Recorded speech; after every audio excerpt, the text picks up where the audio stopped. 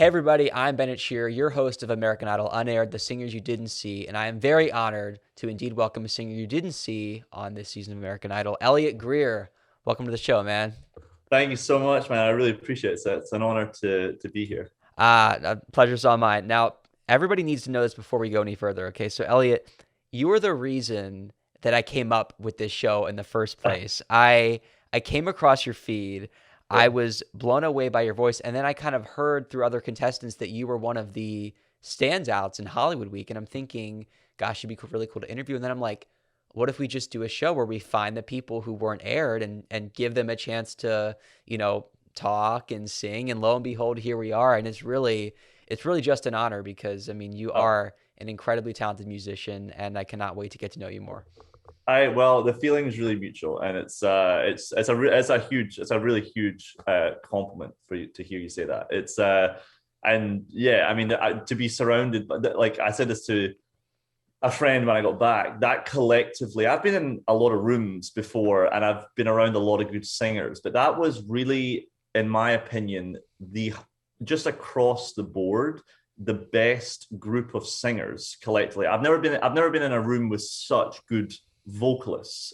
Just and I'm sure they're great writers, but I'm just purely talking about vocalists. I was like every single person. There was not really any weak link. There was just everyone was just very, very, very strong. So it was,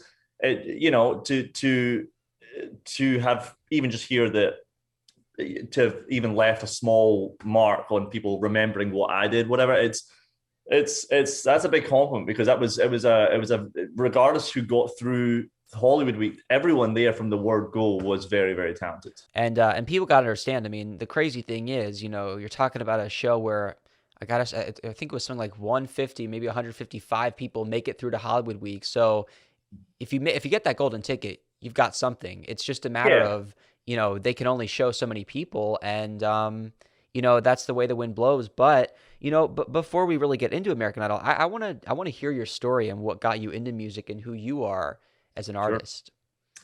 Well, it's a long one, so to kind of condense it, I grew up with parents who were in the theatre. So I grew up in Scotland. I spent the first like 5 to 6 years of my life. I was born in Scotland.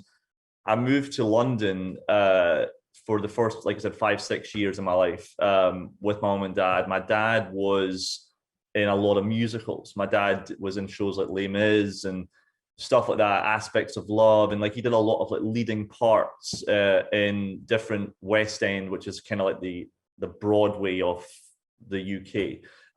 So I kind of grew up with that. My mom was a professional dancer. She was a ballet dancer, and she did a lot of theater work as well. So I was always around music in a sense. Like my dad's an amazing singer in his own style, like in his own thing. He's very, very talented. So I was always got introduced to like really good singing just from like him. He listened from everyone from like Luther Vandross, Tom Jones, and then all the way to like Pavarotti. So like a very wide range of singing. Um, and then they came up to Scotland when I was about 6 or 7. My dad started teaching. They, long story short, opened up like a performing arts school, and that's what they do to this day. It's one of the biggest schools in Scotland, and they turn out really good kids, and they work at a really high standard for like musical theatre.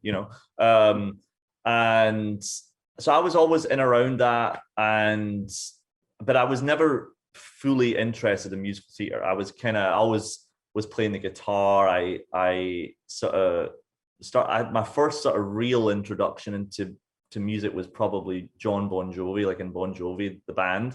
And I remember thinking like, oh, they're so cool. Like they're American and like rock stars. And like, that was the first kind of like introduction into like, oh, I want to do that. Like, that's really, really cool. And then that kind of transpired into like getting to know people like John Mayer, who was not big in the UK. Like he is not that well known. Maybe now, but at the time, I thought he was this like underground artist. I was like, wow, no one knows this guy. Well, Amazing. Like he's not mainstream at all. And I came over here and he's mhm, like one of the biggest like pop stars in the world, which is right.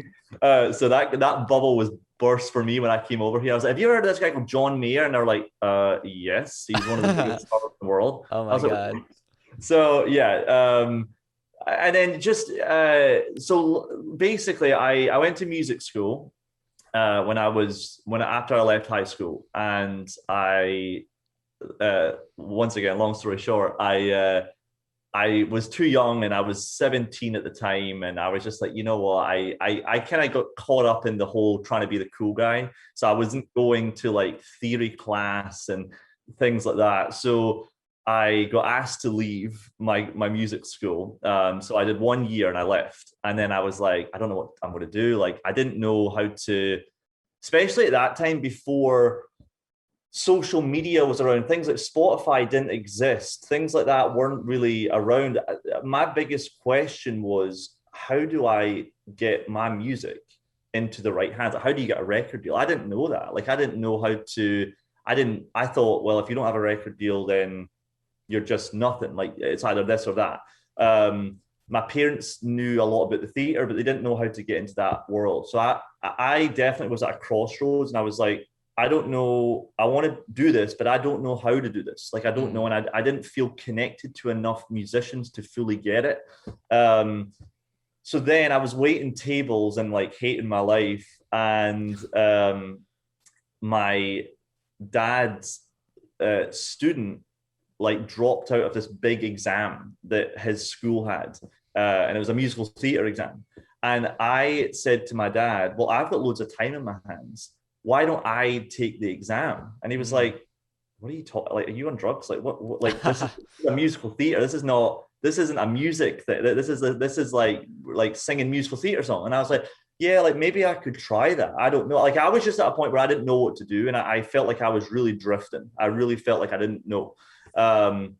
And I took the exam, and I did a lot of work actually. And I like really dug in. I like dug my heels into it. And I actually found that I kind of liked it. I was like, I'm kind of good at this. Like, I can do this, and I'm not really a great dancer, but I can move, and I kind of was a decent enough actor. And I thought, well, it's just react, like just talk. It all kind of fell into place.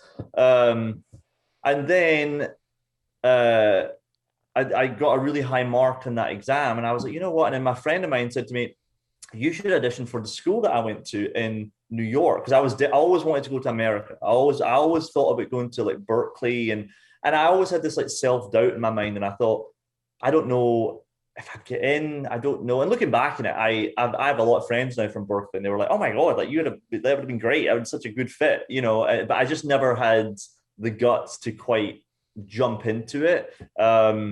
So I auditioned for a musical theater school, and I got in. And I just thought, you know what, I'm just going to go, because I don't have anything else on the table. It's either the options were go to New York and study musical theater, or stay in Stirling, Scotland, and work at a restaurant. And I was like, I don't know. This is a tricky one. So I took New York, and that led me there. And to be honest with you, I've had quite an interesting journey. Like, I've had quite a weird path. So I went to school, and I left school, and I completely like stopped music. Like, I completely stopped writing.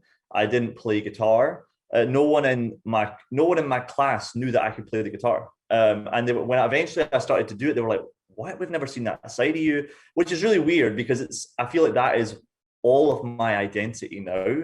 And I felt like I kind of like just buried it I thought, well, this is musical theater, so you can't do this, you have to do that. Where actually, when you look at it, where musical theater is headed now, you can actually blend like shows like Once, like stuff like that. You can totally, you can bring elements of everything into it.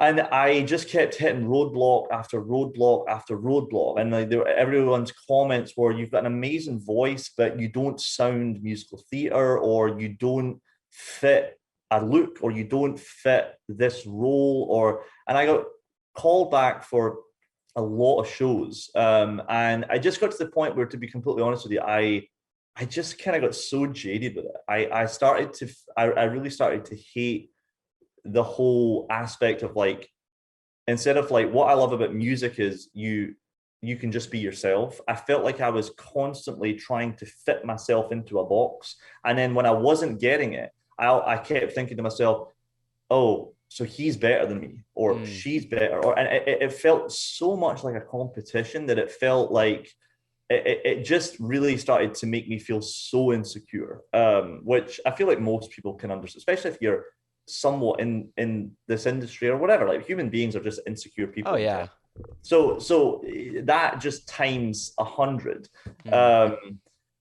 And then right before the pandemic hit, I did a show called Once, which was like a show that I've always wanted to do. And it's like basically kind of what I do. It's like, I'm Scottish, obviously, but he's an Irish busker who meets a girl, and like essentially like his whole life comes into to play. And it's a really beautiful show, and it's really the only show that I'm not really interested so much in musical theater anymore, but that is the one show that I would do again. Like, if I got the opportunity to do it, I would definitely do it. It's just such a beautiful piece, and it's something that's really dear to me, and I have a lot of good memories in it. So I did that, and then I kind of felt like, damn, this is me like maybe catching my break. Like, this is it. This is like, maybe this is like the whole thing. And then COVID hit. And then I was like, great, okay, that's cool. And then COVID was really, to be completely honest, and this is a really, because this is a very small and slightly self-centered, but just relaying it to my career, obviously it was a tragic thing, and it still is. Like, so many people, I know people that have passed away, and it's quite a scary time to, and that's a major understatement. But purely talking about my career, that was a really defining moment for me, because that was when I kind of, all the bullshit in my life just kind of like filtered away, and I kind of was left going like, what do I really actually want to do? It gave me a little bit of perspective, like, okay, this is like completely taking over the world. Like, I think people after COVID now, their bullshit meter has like, people just don't stand for a lot of things now. It's like you either just go for it or you don't, because I think people just think that was a nice little wake up call to be like,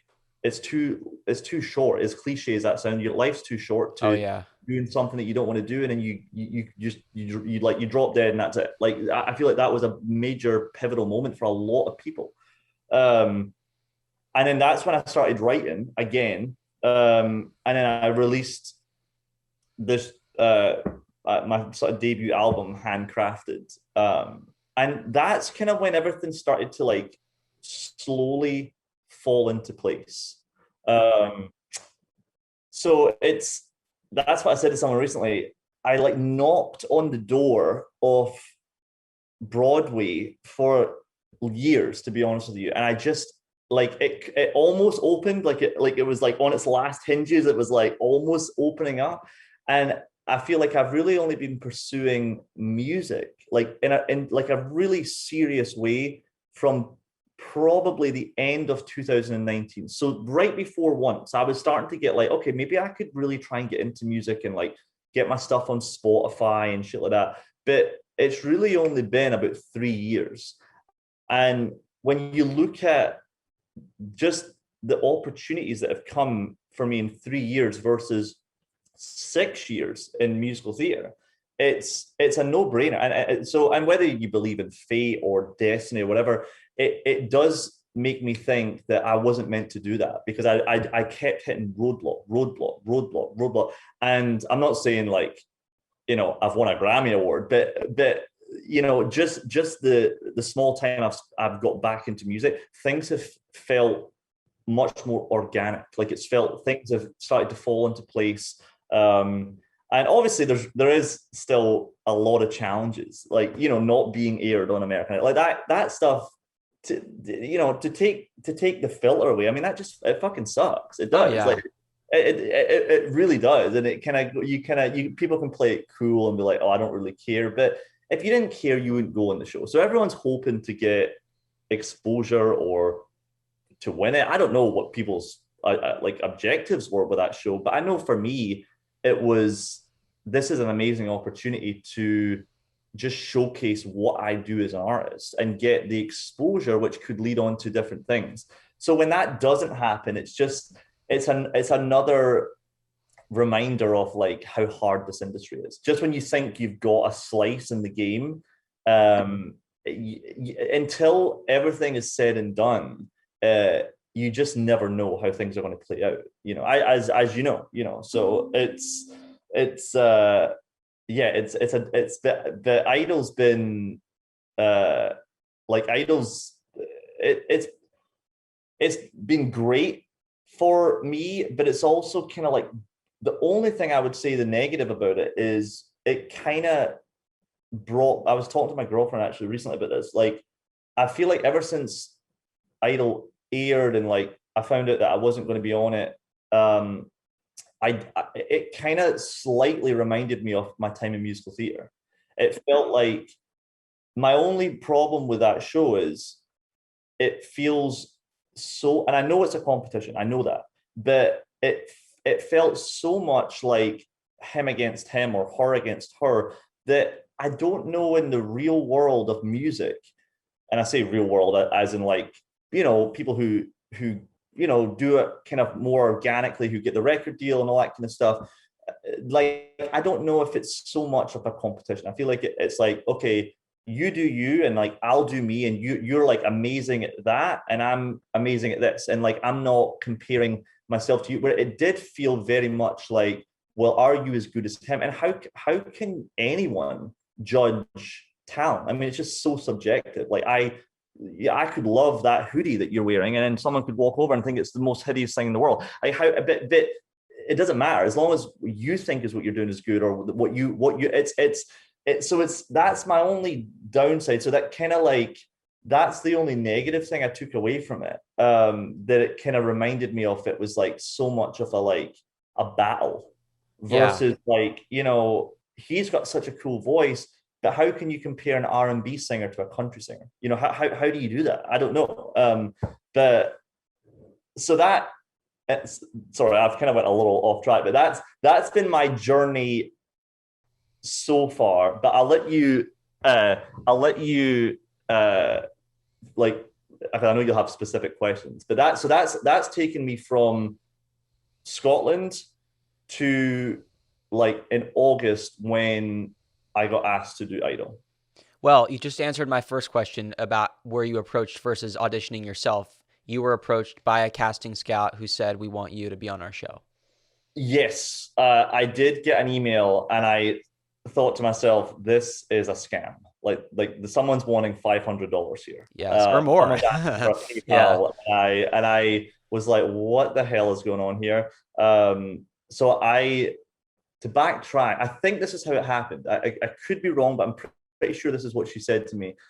I started busking last year, and literally on my first day of busking, I was really nervous because that was like something I was really scared to do, because it's like the concert that no one asked for. It's very vulnerable to put Oh yourself yeah.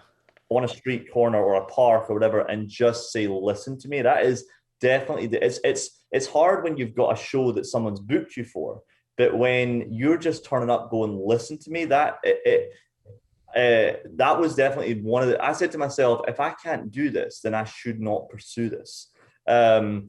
So, and then the first day I was obviously extremely nervous, but it went really, really well. And New York One, the news channel, coincidentally, the news anchor walked by and was like loving one of the songs I sang and put me on the news. So, and then that's what kind of led to Idol seeing that, or the casting people seeing that. And then they found me on Instagram and all that kind of stuff. And to be honest with you, at the time, I declined the offer. I was like, I don't think Idol's something that I want to do. Like, because I was really worried about the contracts, and I was really worried about like just feeling like it was an easy way in. Like, I felt like I was trying to do something organically, and I thought like, you know, I take this craft really seriously. I never want it to seem like I just make a mockery of this, because if people that spend their whole life working to write like write one great song, and then there's people that go on a reality TV show and make millions, and it's like how do you quite add that? I'm very much about the sort of process of it, and I've what I've realized is through Idol, I would rather be not famous and be really respected for what I do, and be able to make a living, and like, you know, be very, very, like almost be really good at your craft, versus like someone who's a really big star who's just like no one has any respect for. No, I think there's a middle ground. I don't think you have to be one or the other. I think there's definitely people that go on TV shows that are amazing, like Kelly Clarkson and all. There's a lot of very, very talented people, and then also there's a lot of people who are really, really talented that don't have the opportunity and to showcase it, and they go their whole life undiscovered. So you need to find the middle ground, I think. So that's when I came to the realization. I was like, you know what? Because they were like, please come on the show, please come on the show. It's not like how it used to be. We're not tying you up into a contract for 10 years. So she said to me, like, because my initial thought was, first of all, it's American Idol. I'm Scottish. Like, how is that going to work? And they were like, no, you're going to love it. Like, as long as you've got a green card. And I was like, okay, yeah. And then the next thing was, because to be honest with you, I hadn't watched the show in a long time. So I kind of thought, well, I wouldn't say I'm a conventional pop star type. Like, that's not me. So I thought, I don't think they're going to get it. And once again, they were like, no, it's completely changed. Like, we want like just authentic, real people. We don't care about if you're glitzy or if you're like screaming your face off. It's just everyone has their own lane, which is cool. And I do commend them for that. I think that is definitely a nice step in the right direction.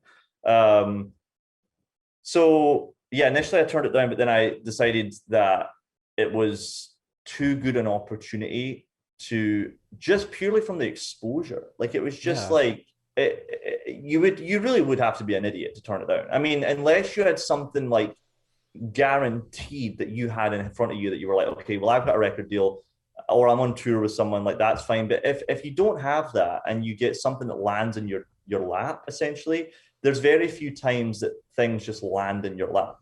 So I got over my ego a little bit, and I thought, just do it, because you will regret this, you know. So that's how that came around, if that makes sense. Yes. Now, listeners from the previous episode know that the way it works is before you actually see the judges, there are typically 2 rounds of auditions. Now, because you were approached, did you get to skip that sort of initial casting call that a lot of people have to go through, or were you part of the virtual cattle call? Yeah. So the only time I had to sing was I had to sing for the 2, and I'm blanking on their names, but it was 2 women casting, or not casting, they were like head producers. Was it Megan Michaels Wolflick and Trish Kinane? That's it. Okay. And they were very nice. So I just sang for them, and I sang like 3 songs I brought to them.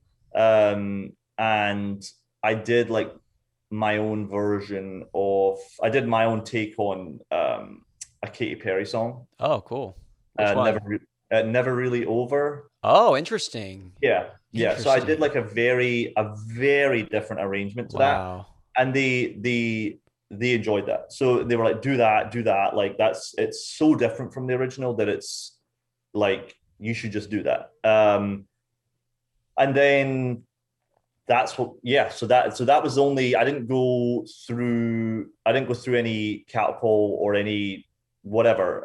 It was just them. And then the next thing was, hey, so we're going to book your tickets. And then the next thing will be sing in front of the 3 of those judges. And what city did they have you sing for the judges in?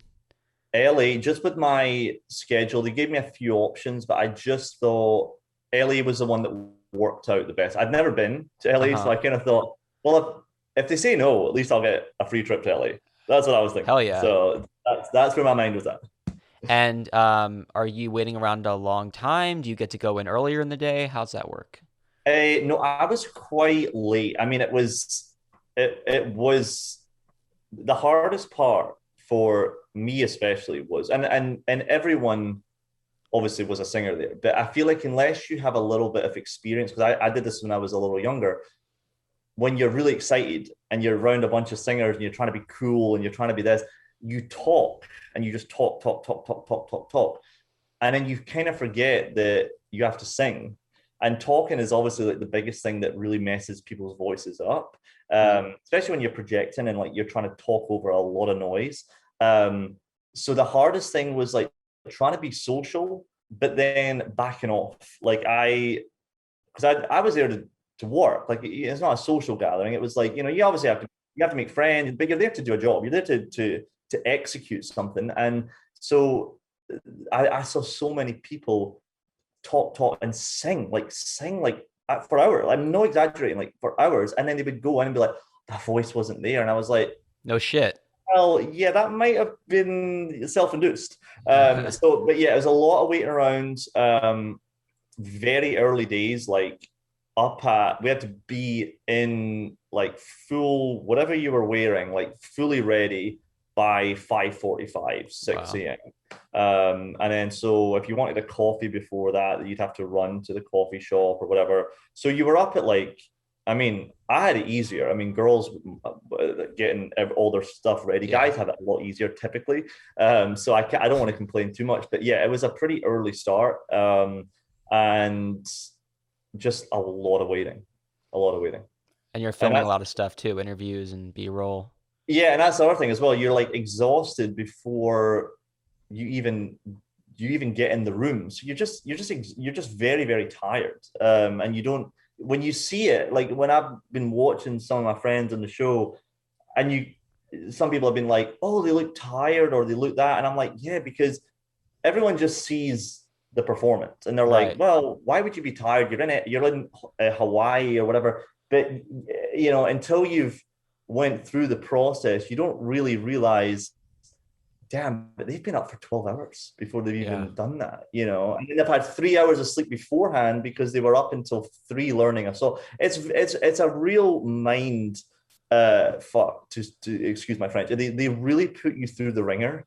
And I think it really is to test not your talent, because there's a million talented people, but it's just your perspective to the whole thing and how you can handle the stress, because that is definitely the hardest part.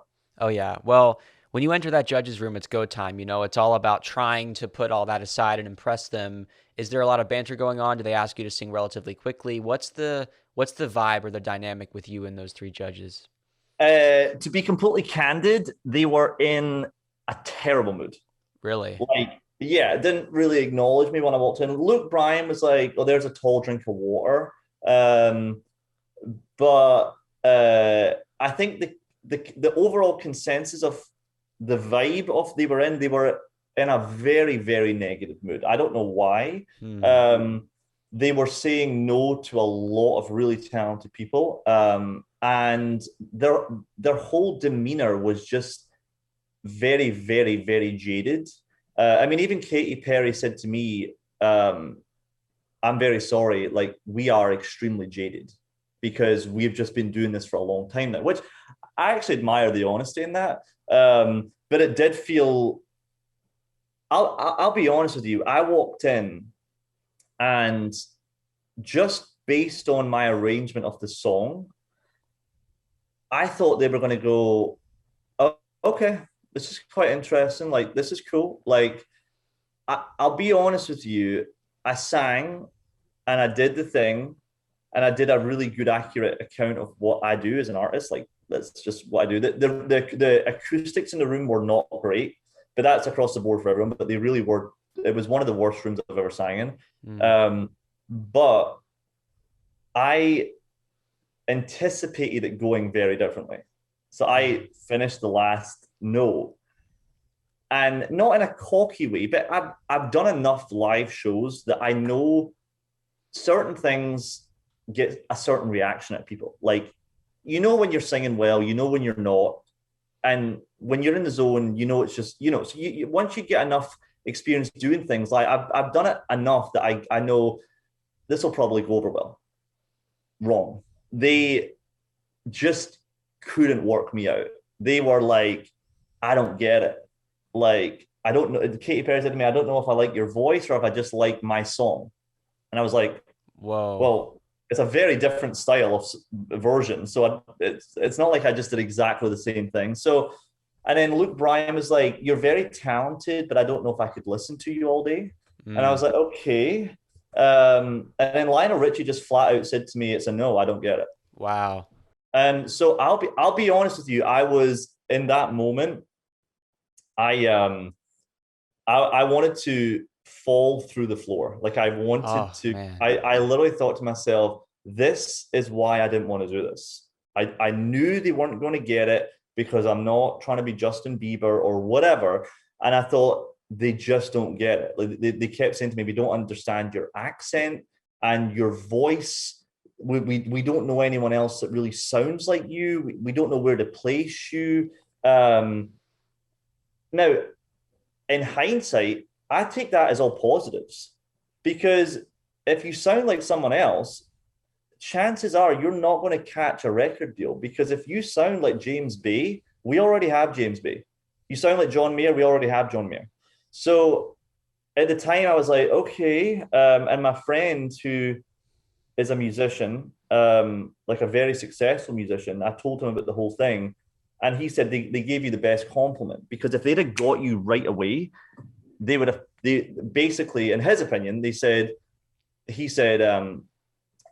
they want to categorize you very fast. You're the country guy, you're the folk guy, you're this. If they were like confused by you, he said you actually did your job as an artist because some of the best work, and he used someone like Freddie Mercury, for example. He was like, what style is that? And I'm like, it's a good point. I mean, it's very, someone like him has a very identifiable voice. Where nowadays in pop, there is a general vibe from what I'm getting is there's a lot of people that sound like a lot of people. And you're like, wait, is that such and such or is that such and such? And I think what I did was I went in very, very specific. And I think they were like, we don't know where to put this guy. So then then Katy Perry sort of said, like, I just get the vibe from you that you just can't take direction. And I'm like, okay, where did you get that one from? And she was like, I don't know. I just feel like you're very set as an artist. Like I feel like you're very worked out and you're very like, Well, that's a good she thing. I'm said, you got sorry a to really interrupt you, but that's a good thing well, that that's you're what worked I out. think. But I think for a show like Idol, Yes. with respect to it, I think there's a fine line because I think what they want is they want talent, but they don't want any pushback. I Mm. think. I think they want someone that goes like I don't know if they want idea people. I don't know if they want. Well, why don't we try this? It's almost like, well, this is what we're doing, so just do it. Where I think if there's people that have had a bit more experience, they might say like, no, I don't know if I want to do that direction. Like, I think we should try this. I think so. And I think the problem is when you've got such a well-oiled machine like Idol, it works. They Yes. have a formula. So having people that could slightly shake the machine, I don't know if they love that because there is people that did not make it through to Hollywood Week that are mind-blowingly good, like who I am very close. Like, for example, the to fast forward a little bit, I went in. I almost didn't go to Hollywood Week, just to full disclosure. I almost just went, fuck it, I'm not doing this. Because I just felt so like, I don't know, it just was the first time that three people in a room, and I've got thick skin, like I can take criticism, but it just didn't feel constructive. It felt like I just don't get it. And that's fine. You don't have to get what I do, but it just felt like, well, what are you looking for then? Because there's definitely people that I've seen in that show that's like, what I was trying to say was like, I thought they were going to see me and be like, that's a little different. Like maybe we should bring that into the show because that's, a Scottish guy and like a different kind of sound. Like it is a different kind of feel, but maybe I think different is good. Like I think especially nowadays, like people don't want generic shit. I feel like people want people like Billie Eilish and all these people that are doing things that are like a little different that are like, well, that's interesting, which I don't know if that would have happened 20 years ago. But now it's like people are just wanting things. And Spotify, the more specific you can get, like you can get genres like Midwestern emo. Like, Yeah. what is that? Like, it's Right. like stuff like that, very specific genres where 20 years ago, it was like you're either on the charts or you're not a musician. Like that's it. You're not making a career. Where nowadays you can be as specific as you want. You could wear a tutu with like a vampire mask and play a ukulele, and there will be at least a couple of people that will probably come to your shows. You're not going to be selling Madison Square Garden, but you can have a career and not be mainstream, in my opinion.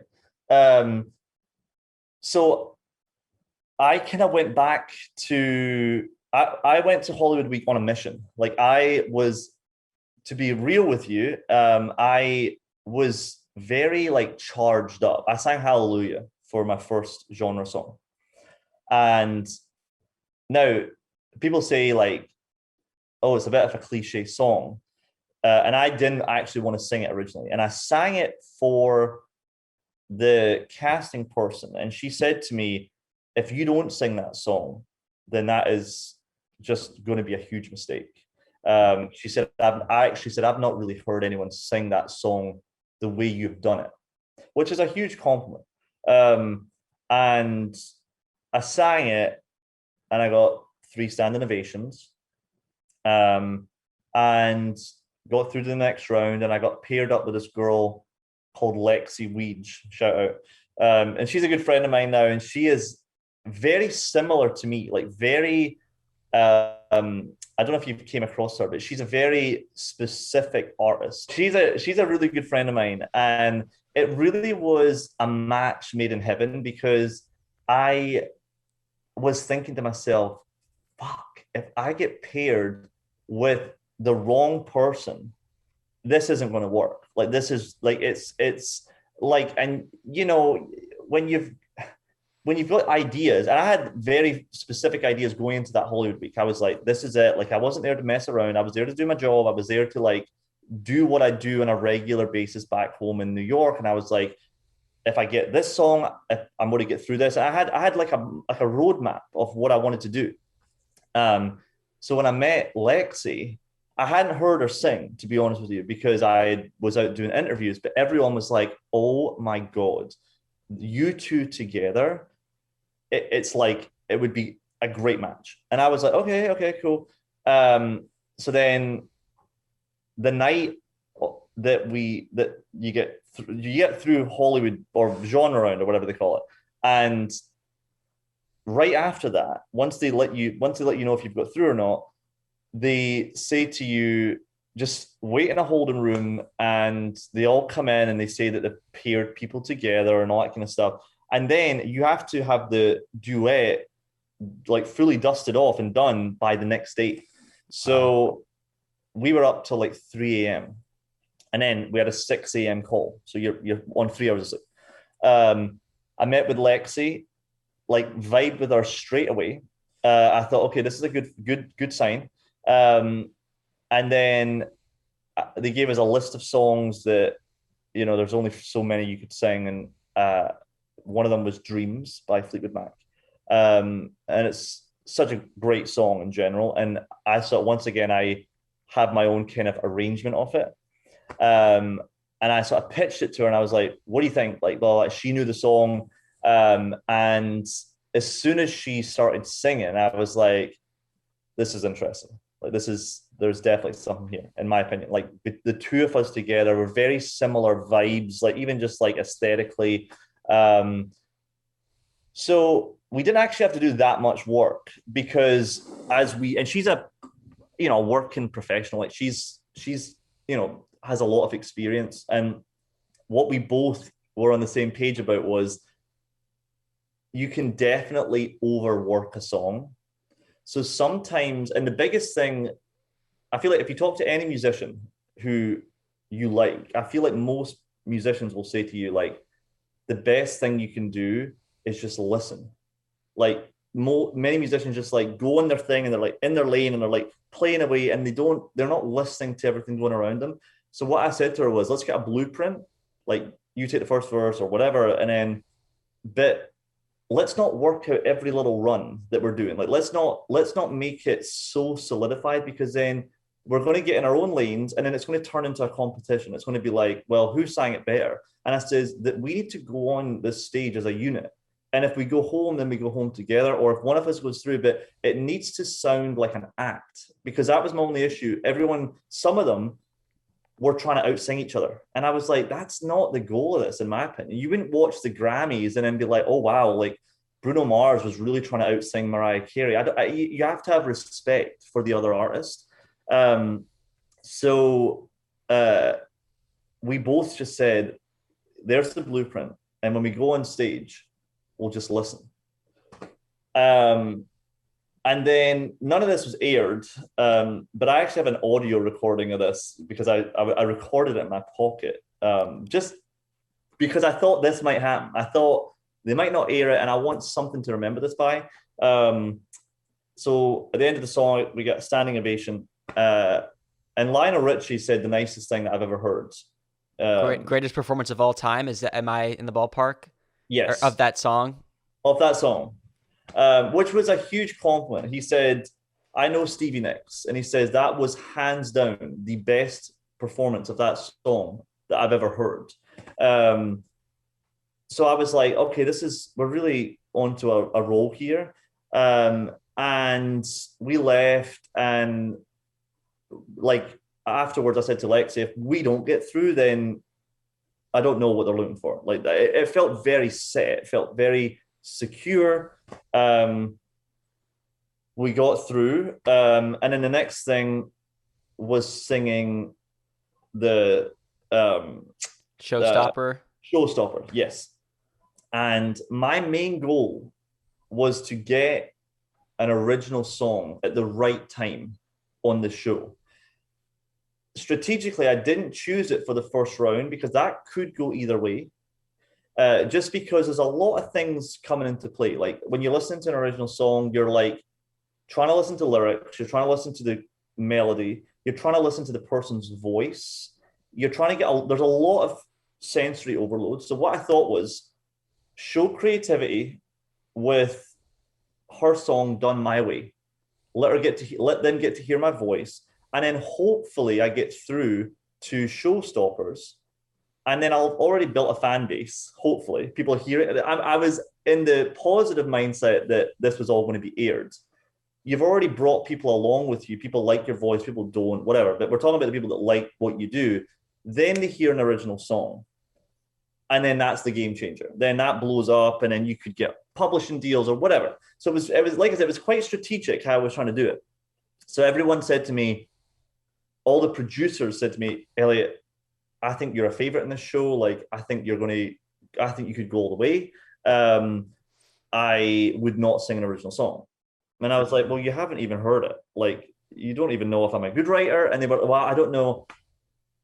But they wanted me to sing like a Lewis Capaldi song, or they wanted me to sing like a Hosier song or something like that, which I get, that would probably work. But I thought to myself, if I go home singing a Capaldi song, I'm going to go like, damn, like no one heard what I do, like what I have to say. So I sang an original song, and before you get the go-ahead, you have to sing it in front of all the vocal coaches and all the musical directors and all that kind of stuff. And to be completely real with you, half the room after I sang were in tears. And they said to me, two of them said, of all the songs that have ever been on this show, that is the best original song I've ever heard. They were like, you are a songwriter. And I was like, oh, wow, it's a huge, and I said, well, you know, I've been told maybe to stick to a Capaldi song. And they said, if you don't sing it, then I'm not coming back next season because this song needs to be heard. So that gave me to be real with you, that gave me a real confidence boost. I was like, well, you know what? And the guy who said that has like co-written Ironic for Alanis Morissette and worked with Morrissey. And so you're like, these are like real writers. Like these are like serious people. So, and I remember talking to Fritz, and I remember saying to him, because he was going to sing like a James Bay song or something. And I remember saying, Let It Go. yeah, something like that. It was, I think he was, yeah. And I remember saying to him, I don't think you should sing that. I think you should sing an original song. And he was, I don't know. And I remember saying, like, no, I think this is your opportunity to show what you do as an artist. Right. And he eventually took my advice, and it clearly worked for him. But so I did my song, and I got a standing ovation again. So I got 3 standing ovations. And I must admit, I did think to myself, I remember the night before, I was in the hotel, and I remember calling my girlfriend, and I actually had a moment. And me and Lexi actually both bonded over this because she had the same moment. We both had the moment of going, I'm going to get through, and I don't know if I want that. Because not that I don't, obviously you want it because you're there, but my mind was like, you're tied into a contract once you hit the top 24, and then that like can hinder you taking certain things, and like it can hinder you like releasing music or signing a record deal, or that can, and then my mind also went like, am I going to be known as the idol guy, or am I going to be known as like the artist? Like, is it going to overshadow me? I was just going through, I was very tired, I was underfed, I was just delirious at the time. So I remember saying to myself, I don't know if I'm going to take this, if I get offered this. And then I go in to meet with the judges, and full transparency, if I'm being like, I'll never lie, I thought I was going through. Based on my experience on that week, I got 3 standing ovations, and then Lionel Richie said it was the best rendition of that song he's ever heard. I thought if I don't go through, it's going to be another like Murphy situation. Oh God, that was the worst. I thought this is going to be another vibe. I thought this is going to be a situation where, like, if they're going to say those comments and then just completely not put you through, that's going to. But then I kind of thought, from an advertising point of view, Murphy did more for that show than a lot of the top 5 did that year, because he caused such a controversy that people were like talking about that show again, because they were like, so he did that show wonders, and he actually they gave him the best favor by letting him dip out early enough, but having all the exposure and all the people fighting for him. I think he actually did better than what you would do. I would take his slice versus like winning it or number 2, in my opinion. So that's where I was at. And they sat me down, and Lionel Richie, who's the sweetest guy in the world, but was kind of rambling about something, and I didn't quite know what he was talking about. He was like, when the rubber of a tire hits the ground, it sometimes causes a friction that doesn't always match up on the road. And I was like, okay. And I just knew from that moment that I was not going through, because it was just a weird thing to say in the beginning. I was like, okay. And he says, take this competition out the way. You are an extremely talented artist. And what we saw, especially on Dreams, I should have paid money for that. He says that was like an award show performance. He says that was not like a competition. That was not like you trying to be an artist. You are the artist. And he says, however, for this show, it's not gonna work. And then Katy Perry said to me, like, what you did on stage was literal magic. But for this show, it's not going to work. And I'll be honest with you, when I walked out, I do think people were shocked, because I think, just to be real, I did think I made a little bit of a dent in the week. And And when I said I didn't get through, it was a very strange vibe that I got from a lot of people. It was like, what the hell? Which is obviously really sweet. But so that was the whole journey. And then I thought to myself, you know what, that's good though, because I got out, I'm not tied into like a crazy contract with a top 24, and I'm going to get exposure, and someone will hear that song, hopefully, and who knows. And then when I found out that I wasn't going to get aired at all, I must admit, it to be real, it really sucked. Like Oh I yeah. just like, what was that about? You know. So that to be real, it was definitely. I'm not. There's a lot of people that play it cool and they're like, I don't care. I don't care from the perspective that like, oh my god, it would have defined my life. But that was a good chunk of my time that I Yeah. gave to that company, and I was, to be real with you, I was damn proud of that work that I did on, especially Hollywood Week, and just to have even have seen it. Thank God I have audio recordings of it, because maybe I was like, at one point I was like, maybe it wasn't as good as what I thought it was. Maybe I'm delusional, but I listened to it, and that, you know, it's like you said, you never know what is going to happen, and you know, you can surmise and go, was it this, was it that? Sometimes the cards are just not, you don't have the hand, you know, and at the end of the day, and I never used to believe this when I was younger. I used to go, when people would say it doesn't, it's not always to do with talent. I used to go, oh, you're only saying that because you didn't get aired. You're only saying that Right. because you don't have the record deal. And obviously there's extremely talented people that are in the show, so that's not what I'm saying. But there's also a lot of talented people that didn't make it, because, and it's not because they're not as talented, it's just sometimes they have a very clear idea of who they want in the show going into it. And like, take Lexi for example.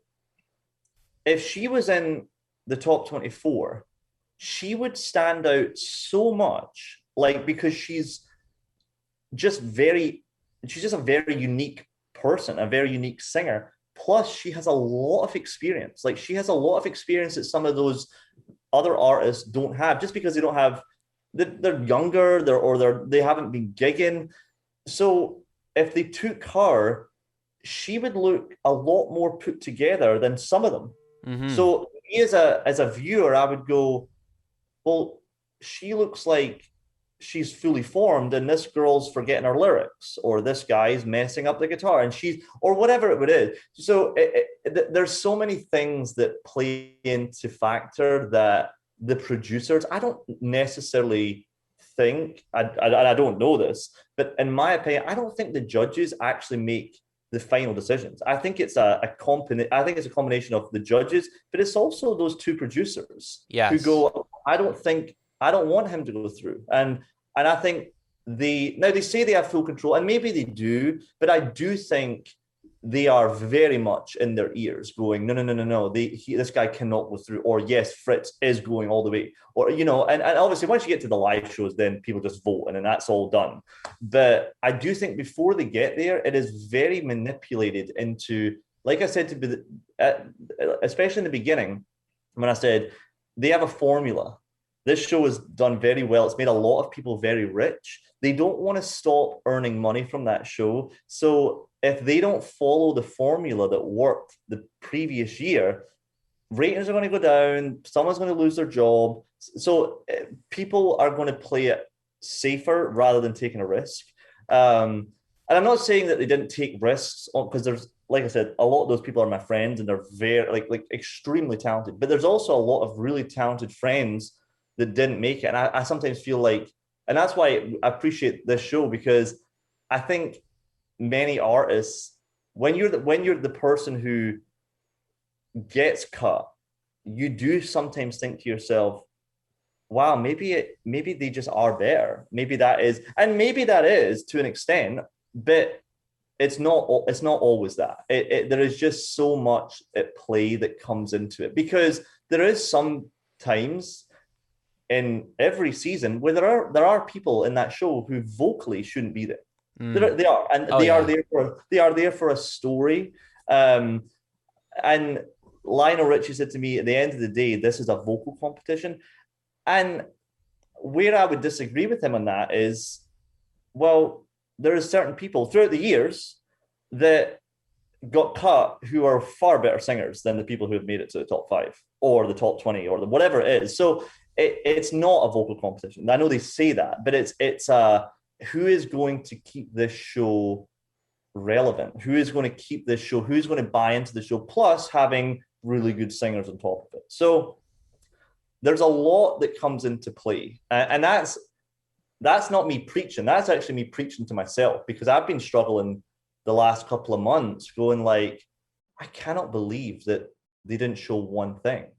And it, full transparency again, I love the two, the Hunter Girl, Hunter Girl and Cole.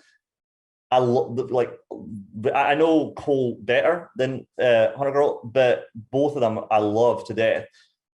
But when they showed that, it was just like a little sting in me that I was just like, wow, but no one gets to see. I don't know, it's not a competition at all. But that was definitely a little bit hard to swallow, because I was just like, wow, if Lionel Richie said that was the best performance he's ever seen of that song, why didn't they show that? But it's also because, their rendition was amazing, but it's also because she's a platinum ticket holder. Yeah. So they are going to show. So that's what I'm saying. There's so many things that go into play with the whole thing, that it's not just this equals that. It's this divided minus, it's the whole thing that ends up being the machine of American Idol. And if you can hold on and keep a level head with it, then you can do very well with it. But, and I don't regret it, because it made me a better performer. I met so many people who are so talented. And it just sort of, even though it at times made me go, well, what was the point in that?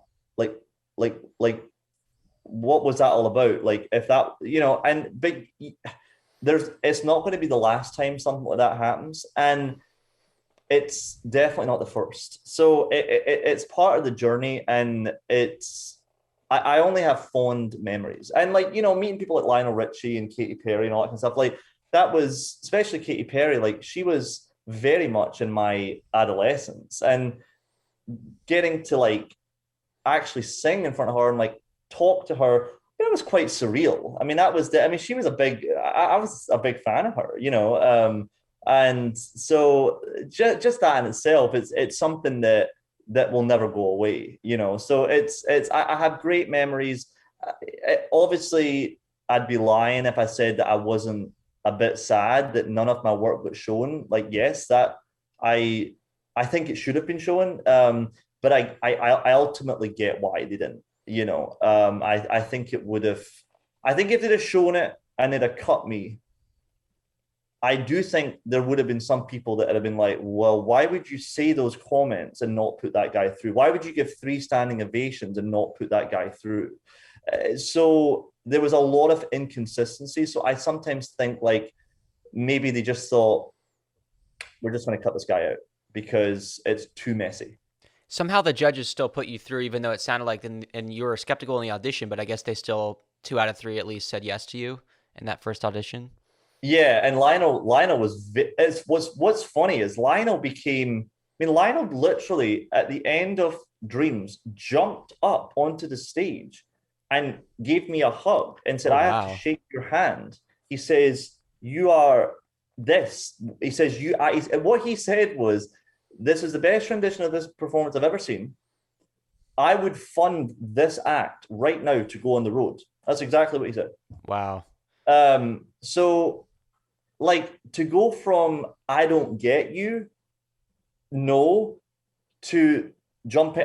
When he jumped up on the stage, I was like, what the fuck is good? Like what? Like, because we're told like don't touch them. And I was like, what is this? What is happening? Like, what is Lionel Richie doing bounding up on stage? So to go from that to that was from a personal point of view, it was pretty cool. because I definitely won him over. But yeah, it was a weird experience. It really was. Did you get mentored by one of those Idol alums in the genre challenge round, or did you Uh, get to? I did. No, he's the sweetest guy. What the hell is the guy? Were He you in was the the indie genre? What yeah, Lead the Wise? lead wise. Lovely guy, really down to earth. And he sang Hallelujah for his winning song. So he was very intrigued to see what I was doing with that song. And I sang for him, and he was like, "Oh my God, like I've never really heard anyone sing it like that." Like very, very nice. Really cool dude. And didn't give a lot of, he just said, just do what you do. Just like, Yeah. just do it. Just do that, which was great. That's all I needed to hear. But really down to earth, like chill dude, like no airs and graces, just nice, chill. You know, we want to hear you sing too. So I know you're going to do a little something for us. I don't know if it's the Showstopper song or you had another song planned, but whatever you want to Oh do, yeah. man. So yeah, I've got a few songs that I was debating on. I was maybe going to sing. I was probably going to sing. So I've got this song. The next song that's coming out of mine is called "For What It's Worth," Mm. and you can pre-save it at the link in my bio. Not to do a shameless plug. So yeah, I think I'll do that song. I do have another song as well that is coming out in the summer, and it's actually about my whole loosely, but a little bit of the backstory. I apparently Katy Perry said, I got word that Katy Perry said to Lionel Richie as I was singing my Showstopper, wow, he looks so like Vincent van Gogh. Mm. So I was like, okay. So I based the whole song. It's called Van Gogh in LA, and it's about it's all my sort of processed thoughts about everything that it's not everything that happened in Idol, but there was definitely, I was trying to capture the mood of Idol. But that'll be coming out later this, probably like June or July. But I'll sing For What It's Worth right now. I think it's well, it's just more relevant. It's coming out. All right, well, let's hear it.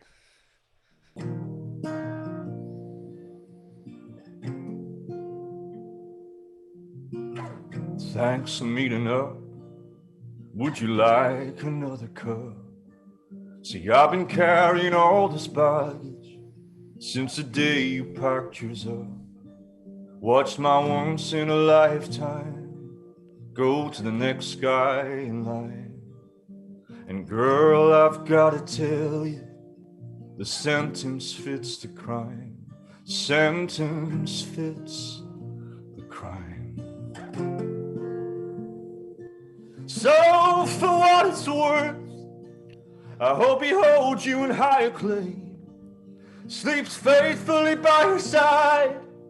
If he doesn't, well, I know his name.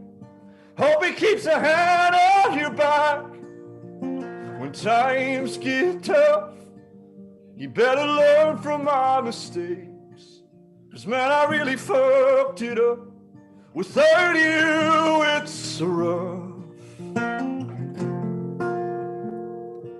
Back then all I had was doubt, always looking for an out. And now I hear it said out loud, there's no surprise you didn't stick around. And I know you said a lot of things, and my silence didn't go unheard. And now it's too late to tell you that you were more than I deserved. So for what it's worth, I hope he holds you in high acclaim, sleeps faithfully by your side. If he doesn't, well, I know his name. Hope he keeps a hand on your back when times get tough. You better learn from my mistakes, 'cause man, I really fucked it up. Without you, it's rough.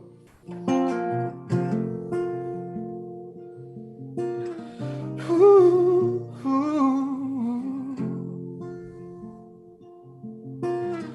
ooh, ooh.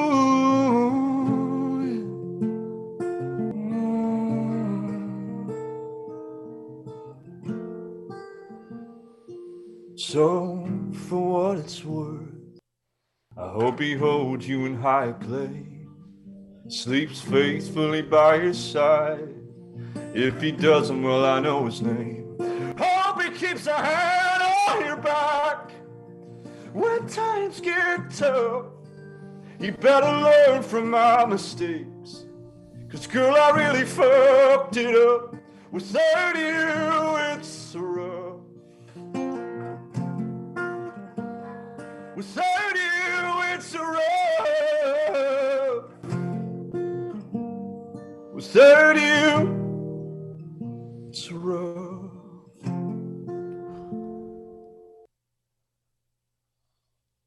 Wow. I just have to give an authentic reaction. Like, I had chills from the first note, and I was like, I don't know if I was going to start crying. Oh, that's sweet. I appreciate that. My voice is a little I should have had some water. Oh, don't even do that. That was. No, I appreciate Oh, that. I appreciate no. that. I appreciate that. I mean, I'm just trying to be as real as I can, because you're the first. I mean, my last guest, I added the track in, but getting to hear that live and experience it, I think after getting to know you and to hear your story and then to hear that song, it hit, man. Oh, I appreciate that, man. And it really means a lot. I appreciate your time. I appreciate your energy. I appreciate you being so real about your Idol experience. And at the end of the day, I'm just glad that I have a new artist I can listen to, because I'm an Idol fan, but at the end of the day, music, it's the root of everything. And so anyway, now that I'm in my feels after hearing that song, let me see if I can, get myself together and do the outro here. I want to give you the chance to plug your socials, tell people where they can find out more about you, listen to the music. Take it away, man. I appreciate that. Well, I really just want to start by saying thank you so much for having me. My name is Elliot Greer. You can find me on Instagram at Elliot Greer Official, and on Spotify under Elliot Greer. That song you just heard is coming out June 3rd, I believe. So just over a month or under a month. And yeah, I've got a lot of music coming out this year that I've been sitting on. And the song that I sang for my Showstopper, if you are interested in that, it's called Tides and Tornadoes. And I just released an EP on Spotify called As Not Seen on TV. So it's all the songs that I sang in my Idol journey. So if you're interested in hearing that song, that's on there as well. But yeah, I just really appreciate your time, man, and it's been a real thank you for your time. It's very humbling, and it's amazing for you to give a voice for people that just didn't quite play out this time for them. Well, it's such an honor, man. And if you enjoyed listening or watching this podcast, Apple Podcasts, Spotify, wherever, make sure that you're following, you're rating, leaving a review, any of that to help drive up the algorithm. You can also watch this on YouTube. Type in American Idol Unaired. You will see all of our interviews. Follow us on Instagram or TikTok at Idol Unaired Podcast. And Elliot Greer, my man, thank you for your time. It's been a real pleasure. Thank you so much. I appreciate you, man.